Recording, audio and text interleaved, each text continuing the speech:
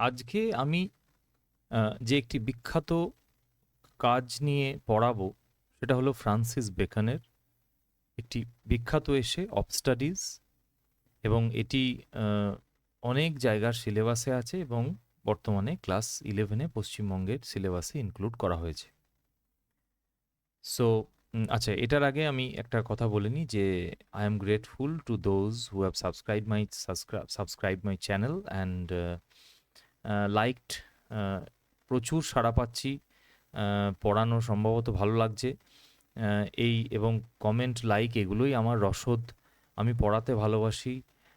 কতটা কি কাজে লাগছে আমি জানি না, কিন্তু আমি বলবো যে আমার সঙ্গে থাকো, ভিডিওগুলো দেখতে থাকো, নোট করতে থাকো। আমি ব্রড কোশ্চেনও দিয়ে দেবো। এবং অফ স্টাডিজের ব্যাপারে বলি, অফ স্টাডিজ তিনটি ভিডিও আসবে আমার, পার্ট 1, পার্ট 2, পার্ট 3। না হলে ডিটেলে পড়ানো যাবে না, আর একবারে করতে গেলে অনেক লম্বা হয়ে যাবে ভিডিও। তাই আমি 3টে ভিডিওতে ভাগ করে নিয়ে পড়াবো, এবং তারপরে শর্ট কোশ্চেন দেবো এবং ব্রড কোশ্চেনও দেবো, এবং এক্সপ্লানেশনও দেবো।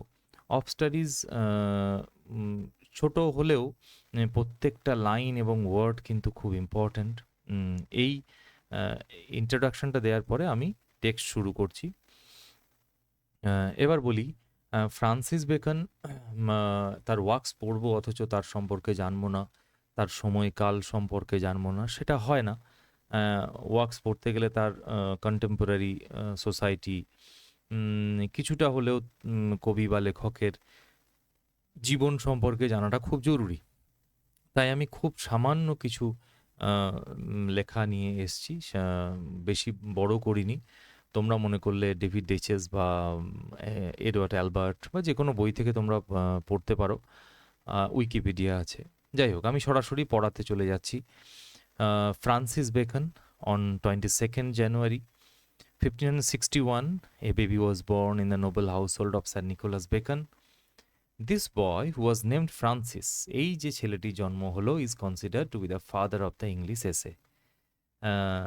কে জানতো যে এই ছেলেই একদিন the father of the English এসে নামে আখ্যা পাবে। আচ্ছা, এই এই অংশে আমি একটু তোমাদের কাছে এই প্রশ্ন রাখছি, তোমরা কমেন্টে উত্তরটা দিও যে the father of the English pros কাকে বলা হয় এবং the father of English poetry কাকে বলা হয়। কমেন্টে আমি দেখি কে কত তাড়াতাড়ি উত্তর দিতে পারে এবং ঠিক উত্তর দিতে পারে। বেশ, তারপরে he was educated in Trinity College, Cambridge. He became MP in 1584, member of parliament. তাহলে প্রথম তিনি একজন রাজনীতিবিদ। After corruption was proved against him, Bacon was dismissed. এত বড় গুণী একজন লোক, তার বিরুদ্ধে করাপশন প্রুভড হলো এবং বেকনকে সেই অফিস থেকে তাড়িয়ে দিল, এবং also from parliament, and was imprison for some time. এবং কিছুক্ষণের জন্য, কিছু দিনের জন্য তাকে জেল খাটতে হয়েছিল। Then Francis was a true son of Renaissance. এটা আমাদের ভুললে চলবে না, সময়কালটা Renaissance.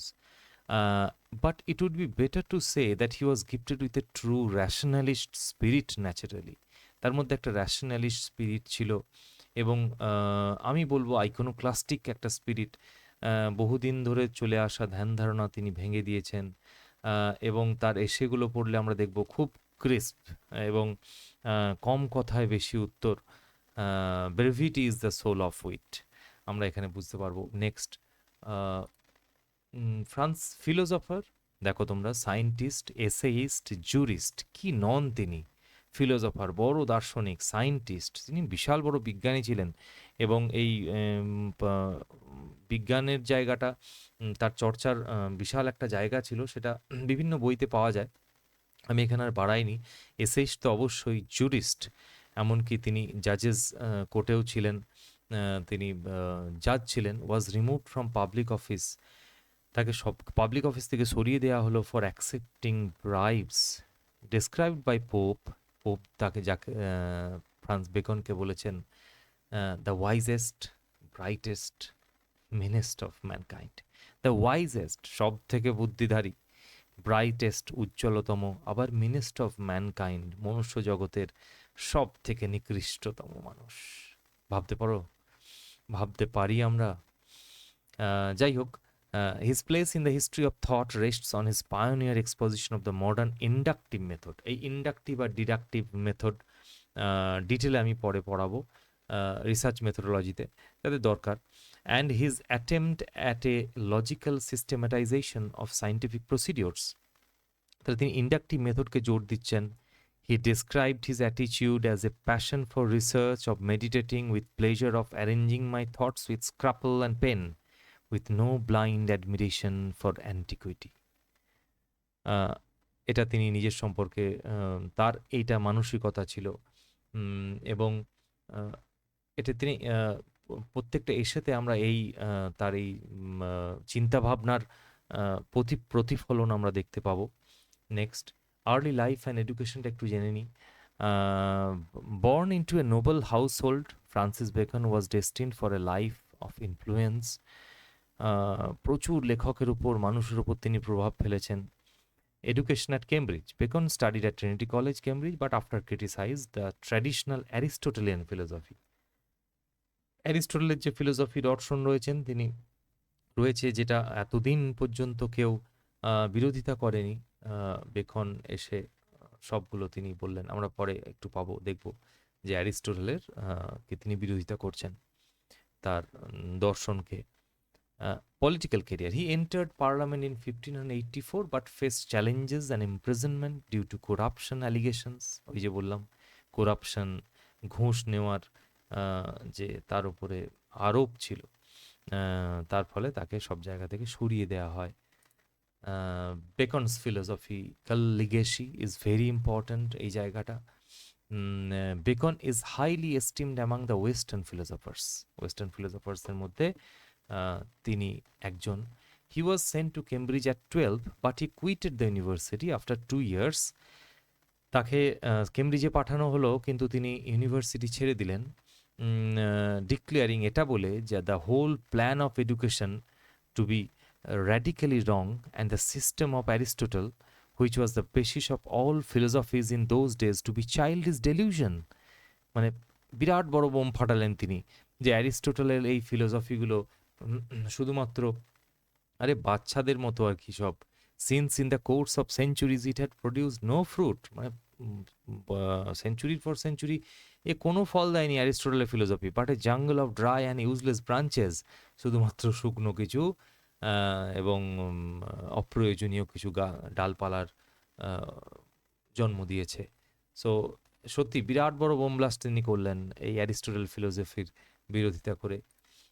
Then the essays of Francis Bacon, এবার এই সালগুলো আমাদের মনে রাখতে হবে। Bacon's essays published in 1597, 1612 and 1625, এই 3টে ভলিউমে এসেছিল 3টে বছরে। Offer practical advice and insights on life and society. আমরা প্রত্যেকটা এসে পড়তে গিয়ে দেখব জীবনের একদম গভীরে মানুষের প্রত্যেক দিনের জীবন যাপনের জন্য যে অসুবিধাগুলো হয় তিনি কি সুন্দরভাবে সমাধান করে দিচ্ছেন। Impersonal style, the essays are concise, almost cut and focus on providing guidance for everyday living. প্রত্যেক দিন জীবনে বাঁচতে গেলে আমাদের যেন বেকনকে গুরু হিসেবেই দরকার, আমরা এসে পড়তে গেলেই দেখতে পাবো। Realistic observation, Bacon's essays are based on his own experience and observations, নিজে যেটা তিনি অভিজ্ঞতা অর্জন করেছিলেন, observations, drawing on classical sources for support, এবং সেইগুলোই তিনি লিখে গেছেন তার এসেতে। The essays in Bacon's time, এটা আমাদের জানা খুব জরুরি। সেই সময়ে এসে কারা লিখতো বা কীভাবে এসে এলো। Early influence, essay-like writing existed in classical times with works like Plutarch's Moralia and Seneca's Epistolae Morales. প্লুটার্কের মোরালিয়া এবং সেনেকাস এপিসোলি মোরেলে আমরা এই এসে লাইক লেখা পাই।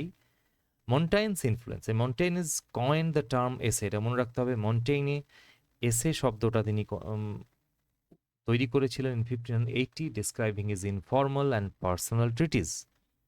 এমার্জেন্স অফ ইংলিশ এসেস, এবার ইংলিশ এসেসটা শুরুটা কী করে হলো। The anonymous remedies against discontentment 1596, is considered the first publication of English essays. তাহলে এটাকেই প্রথম ইংলিশ এসে বলা হয়। আর টার্মটা কে কয়েন করেছিল? মন্টেন। ওকে, স্পেলিংটা মন্টেন দেখে নেবে। Next, that's very important slide. এসে বেকনের মেজর ওয়ার্কগুলো আমাদের জানতে হবে এবং ক্রোনোলজিক্যালি জানতে হবে। বিভিন্ন পরীক্ষায় আসে, কম্পিটিটিভ এক্সামে আসে। আমরা দেখে নেব এসে ফার্স্ট এডিশন উইথ 10 এসে, প্রথম 10টা এসে, তারপর 38টা, তারপর 58 এসেস। সালগুলো 97, 1612, 1625। দেন কামস 1605, 1605-এ আসছে দ্য অ্যাডভান্সমেন্ট অফ লার্নিং। কী নিয়েছিল লেখাটা? A systematic classification of all branches of knowledge containing the division of the sciences. বিজ্ঞানের বিভিন্ন বিষয়গুলো, ভাগগুলো নিয়েছিল। 1609-এ দ্য সেপিয়েন্ট ভেটেরাম, আর ল্যাটিনে এসছিল, পরে ইংলিশে এলো the wisdom of the ancient নামে। Then 1620 Latin Novum Organum, very important work. The new instrument, যার আর একটা নাম। 1622 এলো history of Henry the seventh, এবং 1625-এ apothegms of new and old, এবং 1626-এ এটাও একটা বিখ্যাত কাজ, দ্য নিউ অ্যাটলান্টিস। কি নিয়েছিল? Akin to Thomas More's novel Utopia. This scientific novel sketches Baconian Utopia. এখানে আমরা বেকনের ইউটোপিয়া পাই। আচ্ছা, ইউটোপিয়া কি? ইউটোপিয়া এমন একটা কাল্পনিক জগৎ হবে আমাদের জন্য, যেখানে সব কিছুই যেন স্বর্গরাজ্য আর কি, এটুকু জানলেই হবে। Like the golden ages, Utopian, আমরা যেটা স্বপ্নে চিন্তা করি এরকম। ইন দ্যাট ইমাজিনারি ল্যান্ড, সেই ইমাজিনারি যে স্বপ্নে দেখা হচ্ছে যে সেই ল্যান্ডটার নাম Atlantis. The antique philosophy is forgotten, ওই পুরনো ফিলোসফিগুলো সব জলাঞ্জলি দেওয়া হয়েছে। And the Baconian way of experimentation is applied for the wholesome progress of its inhabitants. এবং বেকোনিয়ান ফিলোসফি সব জায়গায়, বেকনের ফিলোসফি সব জায়গায় ব্যবহার করা হচ্ছে। এটাই হচ্ছে দ্য নিউ অ্যাটলান্টিসের বিষয়। এই দেখো ডান দিকে তোমরা দেখতে পাচ্ছ সব। আজ থেকে হয়তো 200 বছর পর হয়তো এরকম হবে যে রাস্তায় ট্যাক্সি থাকলেও আমরা ওপর দিকে ওইভাবে উড়ে উড়ে যাব। বিভিন্ন রকম এরকম নিয়ে অনেক সিনেমা হয়েছে, তোমরা দেখে থাকবে। ব্লেড রানার, বিভিন্ন রকম সিনেমা হয়েছে, যেটা আজ থেকে 500-600 বছর পরে কেমন হবে আমাদের একটা জগৎ, এটা আন্দাজ করে বানানো হয়, একটা কাল্পনিক বিষয়। দ্য নিউ অ্যাটলান্টিস নিয়ে দেখো, Bacon's novel the New Atlantis depicts an ideal society based on scientific progress and knowledge.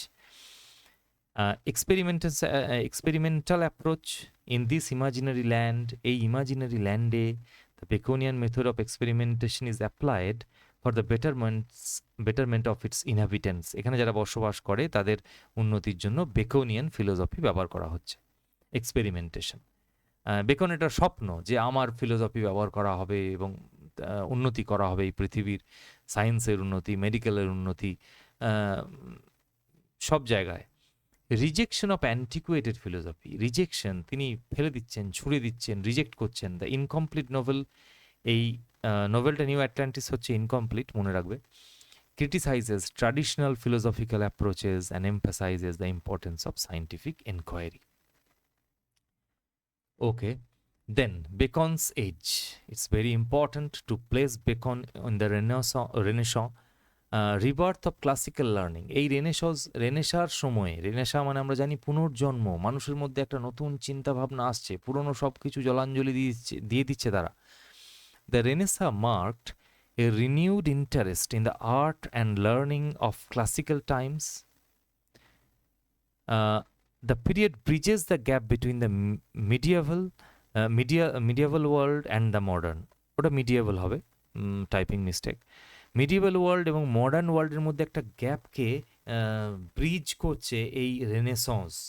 এবং এই সময়ে রিনিউড ইন্টারেস্ট আমরা পাচ্ছি ক্লাসিক্যাল লার্নিংস অফ ক্লাসিক্যাল টাইমসের। মানুষ ক্লাসিক্যালের উপরেও ইন্টারেস্ট পাচ্ছে তারা। Exploration and discovery. The period was significant advancements in science, exploration and technology. এবং এই সময়ে বিজ্ঞানের অনেক উন্নতি হচ্ছে, সব দিক থেকে মানুষ পুরনো ধ্যান ধারণা ভেঙে বেরিয়ে আসছে, চাইছে to seek to strive and not to yield, এটা যদিও ইউলিসিসে পাই আমরা, ভিক্টোরিয়ান থটস। কিন্তু এই সময়ে রেনেসাসের সময় সব কিছু পাল্টে যাচ্ছে। Before Constantinople fail in 1453, men on the continent of Europe were paving the way for modern history.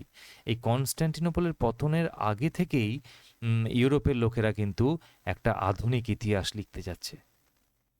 Innovation and creativity, the Renaissance fostered a spirit of innovation, নতুন কিছু আবিষ্কার করা, নতুন কিছু তৈরি করার একটা স্পিরিট মানুষের মধ্যে ছিল। And creativity in all areas of life, জীবনের সব জায়গায় ক্রিয়েটিভিটি দেখা যাচ্ছিল। Although interest in the classics was in vogue of Renaissance, the writers of this period did not much further the popular use of their own language. Okay, then এইবার আমরা টেক্সটে আসবো। Text তোমরা খুব খুঁটিয়ে পড়বে, প্রত্যেকটা ওয়ার্ড কিন্তু ইম্পর্ট্যান্ট। বিভিন্ন কম্পিটিটিভ এক্সামেও অফ স্টাডিজ আছে, তাই টেক্সটে যেন কোনো রকম খুঁত না থাকে। আমি চেষ্টা করব আমার সবটা দিয়ে টেক্সটটা পড়ানো। টেক্সটের ডান দিকে দেখবে ওয়ার্ড নোট লেখা আছে, সেগুলো খাতায় লিখে নেবে। তারপর আমি টেক্সট পড়ানো শেষ হলে আমি শর্ট কোশ্চেন লেখাবো, ব্রড লেখাবো, কিন্তু টেক্সট মন দিয়ে শোনো। ওকে, স্টাডিজ সার্ভ ফর ডিলাইট। তাহলে আমরা পড়াশোনা নিয়ে জানবো। এই যে সেটা আমরা পড়তে যাচ্ছি, পড়াশোনা। তা পড়াশোনা তো আজকালকার ছেলে মেয়েদের অনেক কমেই গেছে, তারা পড়ার বইয়ের বাইরে খুব একটা বই পড়েও না, পড়ার বই ঠিকঠাক পড়ে না, তো আবার পড়ার বাইরের বই।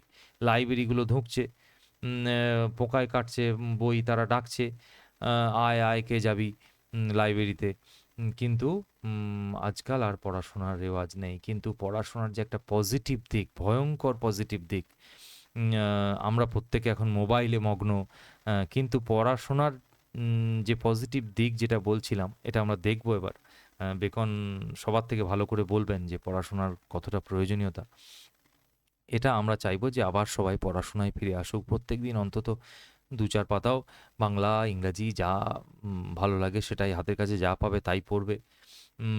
বইমেলাতেও আজকাল মানুষ বই কিনতে জানে। যাই হোক, প্রচুর প্রচুর জ্ঞান দিলাম, আমি সরাসরি টেক্সট পড়াচ্ছি, চলে যাচ্ছি। Studies serve for delight. আচ্ছা, এই পড়াশোনাটা আমাদের সার্ভ করে কিভাবে, আমাদের সেবা করে কিভাবে? ফর ডিলাইট, আমাদেরকে আনন্দ দেয়। ডিলাইট মিনিং প্রোভাইড প্লেজার, আমাদেরকে আনন্দ দেয়, provide pleasure. For ornament, ornament meaning embellishment or enrichment or decoration, বিভিন্ন রকম জিনিস ডেকোরেট করতে আমাদের এই স্টাডিজ আমাদেরকে সাহায্য করে। অ্যান্ড ফর এবিলিটি, এবিলিটি মানে আমি বলবো ক্যাপাবিলিটি অফ হ্যান্ডলিং অ্যাফেয়ার্স, কোনো কিছুকে অ্যাফেয়ার্স ঠিকঠাক হ্যান্ডেল করানো, যে কোনো কাজ, একটা বিয়ে বাড়ি, সেখানে সুষ্ঠুভাবে সব কিছু পরিচালনা করা, এই এবিলিটি দেবে স্টাডিজ। বেশ, their chief use for delight, এইবারে তিনি একটা একটা করে এক্সপ্লেন করছেন। The chief use for delight, delight আনন্দ কখন পাই আমরা বই পড়ে, is in privateness. Privateness mean loneliness, আমি একা বাড়িতে আছি, কেউ নেই, তখন আমি একটা বই পড়ে আনন্দ পাবো। প্রাইভেটনেস, একা আছি, ট্রেনে যাচ্ছি, আমি একটা বই পড়তে পড়তে পৌঁছে যাব, বোরিং লাগবে না আমার। প্রাইভেটনেস, তাহলে privateness meaning loneliness. And retiring, retiring meaning retirement, superannuation, in retired or sequestered life, একজন কাজ থেকে মানুষ অবসর নিয়েছে, তার বই সব থেকে বড় সঙ্গী হবে, তাই তাকে ডিলাইট দেবে, আনন্দ দেবে কখন? প্রাইভেটনেস, যখন সে একা আর যখন সে রিটায়ার্ড। ফর অর্নামেন্ট, এবার অর্নামেন্ট, মেয়েরা পরে গহনা, ছেলেরাও পরে আংটি ফাংটি পরে। অর্নামেন্ট কিভাবে এটা অর্নামেন্টের কাজ করে, অলংকারের কাজ করে, দেখা যাক। Is in discourse, discourse meaning conversation, আমরা যখন কথা বলি, এটা খুব সহজেই শিক্ষিত অশিক্ষিত, অশিক্ষিত ওই অর্থে যার পড়াশোনা কম, সবারই মানুষ স্কুল যাক না যাক, সবার মধ্যেই শিক্ষা আছে, ইনবর্ন শিক্ষা আছে, কিন্তু কেউ বই পড়েছে কিনা, কতটা বই পড়েছে, এটা কিন্তু তার কথার উচ্চারণ, তার স্ট্রেস, তার কথার যোগান, ভোকাবুলারি, এইগুলোর উপর সব নির্ভর করে। তাহলে ফর অর্নামেন্ট কিভাবে আমাদেরকে দিচ্ছে? ইজ ইন ডিসকোর্স মানে কনভারসেশন, আমরা যখন কথা বলছি, তাহলে আমরা রাস্তাঘাটে দেখি, কথা শুনে কিন্তু আমরা তার পেটে কত বুদ্ধি আছে আমরা অনেকটা ধরতে পারি। অ্যান্ড ফর এবিলিটি, আর এবিলিটি কি? এবিলিটি আগে বলেছি ক্যাপাবিলিটি, কোনো কিছু করার ক্ষমতা। And for ability is in the judgement and disposition. Judgement, ভালো খারাপ, আলো অন্ধকার, এই যে ভালো খারাপটা বোঝার ক্ষমতাটা আমরা পড়াশোনা করলে বাড়বে। Is in the judgement and disposition. Disposition meaning ordering, কোনো কিছুকে অর্ডারে সাজানো অফ বিজনেস। তোমাকে একটা কাজ দেওয়া হলো, তোমাকে আমি বললাম 5 কেজি আলু আনবে, 2 কেজি চিনি আনবে, 4 কেজি ডাল আনবে, আমি 500 টাকা দিলাম। তুমি এই যে টাকাটা হিসেব করে দোকানদারের কাছ থেকে নিয়ে আসবে, এই ডিসপোজিশন, অর্ডারিং অফ বিজনেস, তুমি সাজিয়ে কাজটা কতটা করতে পারছো, এই কোয়ালিটি দেবে তোমাকে স্টাডিজ। এবার for expert men, expert meaning experienced, expert men meaning experienced can execute, কোনো কিছু কাজ করতে পারে। এক্সপার্ট ম্যানেরা কি করতে পারে? এক্সপিরিয়েন্স যারা করতে পারে। অ্যান্ড পারহ্যাপস জাজ অফ পার্টিকুলার্স, এবং কোনো কিছুকে পুঙ্খানুপুঙ্খ জাজ করতে পারে, ওয়ান বাই ওয়ান, একটা পর একটা। But the general council's meaning advises suited to all. এটা কি বোঝানো হচ্ছে? অ্যান্ড এক্সপার্ট, এখানে স্কিলফুল লোকেরা কি করে, এক্সপিরিয়েন্স লোকেরা কি করে, এক্সিকিউট করে। And perhaps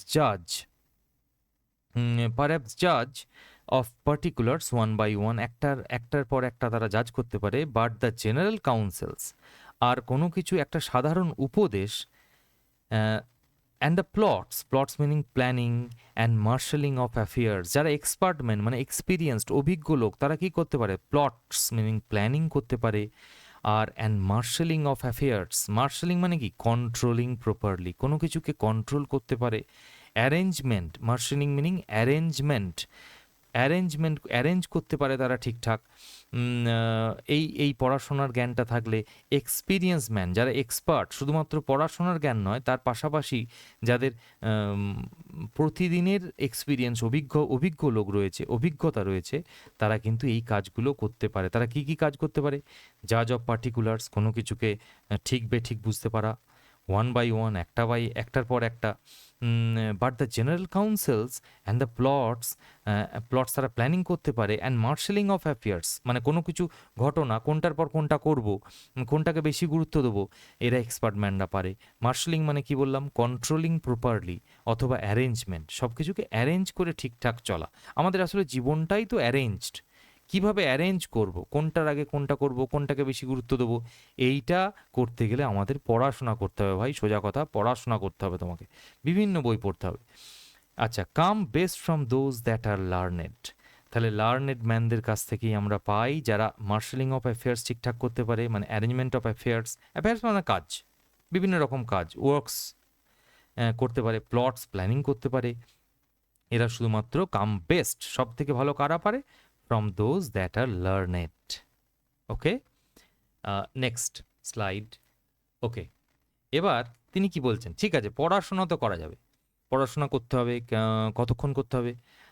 two spend too much time in studies is sloth. কিন্তু তুমি যদি সব সময় বইয়ে মুখে হয়ে থাকো, বই পোকা হয়ে যাও, হ্যাঁ, তো আমি সারাদিন পড়ছি, কিন্তু একটা কাজ দিলে আমি করতে পারি না, ইলেকট্রিক বিলটা দিতে গেলে আমি গোলমাল করে আসি, ফোনের বিল দিতে গেলে গোলমাল করে আসি, মুদিখানা জিনিস আনতে পারি না, তাহলে কি হয়? To spend too much time in studies is sloth meaning lethargy, কুঁড়েমি, অলসতা, অলস হয়ে যাবে কিন্তু প্রচুর পরিমাণে পড়াশোনা করলে।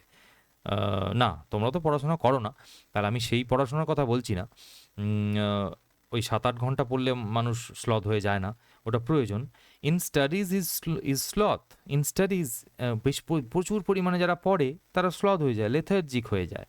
To use them too much for ornament, ornament মানে ওই কথা বলতে গেলে যে ব্যবহার করা যায়, ওই অর্নামেন্টটা আমরা গহনা পেয়ে যাই। পড়াশোনা করলে কী হয়? আমরা অনেক অলংকার পেয়ে যাই, কথা বলতে গেলে সেগুলো আমরা ব্যবহার করি। কিন্তু কেউ যদি সেগুলোকে প্রচুর পরিমাণে ব্যবহার করে, মানে জ্ঞানের জাহির করে সে সব জায়গায়, যে আমি এই এতটা জানি, এই বর্তমানে এখন দাঁড়িয়ে যদি কেউ সাধু ভাষায় খাইতেছি যাইতেছি বলতে থাকে, তাহলে কি হবে? অর্নামেন্ট, তাহলে কি হবে? ইজ অ্যাফেক্টেশন, সেইটাকে আমরা বলবো অ্যাফেক্টেশন, মানে প্রিটেন্স, ভান করা, ফলস শো, ভ্যানিটি, অ্যাফেক্টেশন। তখন আমরা তার থেকে 10 হাত দূরে, যে এ তার শো আপ করছে, যে প্রচুর পড়েছে সেটা শো আপ করছে। বেশ, to make judgement wholly by their rules, আর টু মেক জাজমেন্ট কোনো কিছুকে ভালো খারাপ ঠিক করে ফেলা বা কোনো কিছুকে জাজ করা হোললি বাই দেয়ার রুলস মানে দেয়ার মানে স্টাডিজকে বোঝানো হচ্ছে। স্টাডিজের রুল দিয়ে যদি আমরা সব কিছুকে, না আমি এটা বইয়ে পড়েছি, আমি এরকম করতে পারবো না, এটা আমি করবো কারণ আমি এটা বইয়ে পড়েছি, এই রকমভাবে সব কিছুকে যদি আমরা পড়া দিয়ে বিচার করতে যাই তাহলে কিন্তু খুব সমস্যা হবে। Is the humour of A scholar, humour মানে এক্সেন্ট্রিসিটি, লোকে খ্যাপা বলবে, অফ এ স্কলার, পড়াশোনা যেন লোক জানলে কি হবে, সে বই ছাড়া এক পা চলে না, সে বইয়ের বই যা পড়েছে সে জীবনে সেটাই অ্যাপ্লাই করতে চায় সবটা পুরোটা, এবং সে হাসির পাত্র হয়। দে পারফেক্ট নেচার, এখানে দে কিন্তু স্টাডিজ মনে রাখবে, দে পারফেক্ট, পারফেক্ট মানে ডেভেলপ, নেচার মানে এখানে ন্যাচারাল এবিলিটিস, তোমার ন্যাচারাল এবিলিটিসগুলোকে পারফেক্ট করে, ডেভেলপ করে কে, studies, and are perfected by experience. আর এই ন্যাচারাল এবিলিটিগুলোকে আবার পারফেক্ট করতে হয়, মানে কারেক্ট করতে হয় কি দিয়ে, বাই এক্সপিরিয়েন্স। শুধু বই পড়লে হবে না, তোমার প্র্যাকটিক্যাল এক্সপিরিয়েন্স থাকা দরকার। আমি বইয়ে পড়ে নিলাম যে এই রকমভাবে সাঁতার কাটতে হয়, হাতগুলো পাগুলো এইভাবে নাড়াতে হয়, নিয়ে আমি জলে আমাকে ঠেলে ফেলে দিল, নিয়ে আমি বই পড়ে সাঁতার কাটতে পারবো না। আমি বাইকে দেখে নিলাম, বাইক চালাতে শিখছি যে এটা গিয়ার, এটা ক্লাচ, এইভাবে ধরতে হয়, ছাড়তে হয়, নিয়ে আমাকে চাপিয়ে দিলে আমি গাড়ি চালিয়ে নিয়ে চলে যাবো সঙ্গে সঙ্গে, একদমই না। তাহলে সেটাকে পারফেক্টেড করতে হয়, কারেক্টেড করতে হয় বাই এক্সপিরিয়েন্স মানে প্র্যাকটিক্যাল এক্সপিরিয়েন্স। এই বাস্তব জ্ঞানটা আমাদের থাকা খুব জরুরি। তাই শুধুমাত্র বই মুখে থাকলে হবে না, আমাদের প্র্যাকটিক্যাল জগৎটাকে জানা দরকার। For natural abilities are like natural plants, natural abilities মানে কি, ইনবর্ন এফিসিয়েন্সিস, আমাদের জন্মের সাথে সাথে আমরা যে এবিলিটিগুলো পাই, আর লাইক ন্যাচারাল প্ল্যান্টস মানে wild trees that need pruning, এটা প্রুনিং স্পেলিংটা PROY আছে, এটা অবসোলিট, বর্তমানে ব্যবহার হয় না। প্রুনিং মানে ট্রিমিং বাই স্টাডি, ট্রিমিং মানে কি, কেটে একটা শেপ দেওয়া। দেখবে বিভিন্ন হেজ গাছ থাকে পার্কে, সুন্দরভাবে ট্রিম করে শেপ দেওয়া হয়, শেপ না দিলে কি হবে, সেটা ওয়াইডলি গ্রো করবে, চারদিকে একটা জঘন্য লাগবে আর কি। এবার ট্রিমিং, আমরা চুল কাটতে যাই, চুলটাকে শেপ করে রাখি, এই ট্রিমিংটা প্রয়োজন ফর ন্যাচারাল অ্যাবিলিটিস। আমরা যে জন্মগত গুণগুলো পাই সেগুলো কিন্তু ন্যাচারাল প্ল্যান্টের মতো ওয়াইল্ড ট্রি, সেগুলোর কি প্রয়োজন, ট্রিমিং দরকার বাই স্টাডি। সেটা কিভাবে ট্রিমিংটা হয়, আমাদের পড়াশোনা করে, একমাত্র পড়াশোনা করলেই চরিত্রের যে ওয়াইল্ড গুণগুলো সেগুলো আস্তে আস্তে ট্রিম হয়ে আসে, এবং সে বুঝতে পারে যে এটা আমার করা উচিত নয়, এটা আমার এখানে বলা উচিত নয়। সেটা পড়াশোনার মাধ্যমেই একমাত্র সম্ভব। And studies themselves do give forth directions too much at large. আর কখনো কখনো কি হয়, studies themselves do give forth directions too much at large, প্রচুর পরিমাণ ডিরেকশন দিয়ে দেয়। একটা বইতে হয়তো পড়ছি, সেখানে টু মাচ অ্যাট লার্জ মানে হলো টু ভেগ, প্রচণ্ড অস্পষ্ট, বা টু জেনারেলাইজড একটা ওয়ে। আমরা বইতে সবসময় স্পেসিফিক জিনিসটা পাই না, except they be bounded in by experience. আমরা কোনো কিছু হয়তো রান্না বইতে পড়লাম, সেটা করতে করতে আমরা দেখব সেখানে হয়তো আমি একটা কোনো কিছু সবজির রেসিপি করছি, সেটা কতক্ষণ ভাজতে হবে সেটা তো 15 মিনিট দেওয়া আছে, কিন্তু আমার গ্যাসে চালিয়ে দেখছি 15 মিনিটে পুড়ে যাচ্ছে। তাহলে এই এক্সপিরিয়েন্সটা আমাকে গ্যাদার করতে হবে রান্নাঘর থেকে, ওই বই থেকে নয়। তাহলে studies do give forth directions too much at large, অনেকগুলো মানে অস্পষ্ট ধারণা দেয়, অনেকগুলো ধারণা দেয়, কিন্তু যখনই আমি ওই কাজটা করতে যাই তখনই করতে গিয়ে আমি বুঝতে পারি যে আচ্ছা এইটা বইয়ের এই জায়গাটাতে একটু গোলমাল আছে, এটা আমাকে এক্সপিরিয়েন্সের দ্বারা ঠিক করে ফেলতে হবে। ওকে, আমরা এখানেই থামবো, এই ভিডিওটা এখানেই শেষ। এবার পার্ট 2 আসছে, পার্ট 2তে আমরা দেখি কতটা পড়তে পারি। এরকম আশা করছি আমি 3টে ভিডিওতে টেক্সটটা পড়ানো শেষ করব।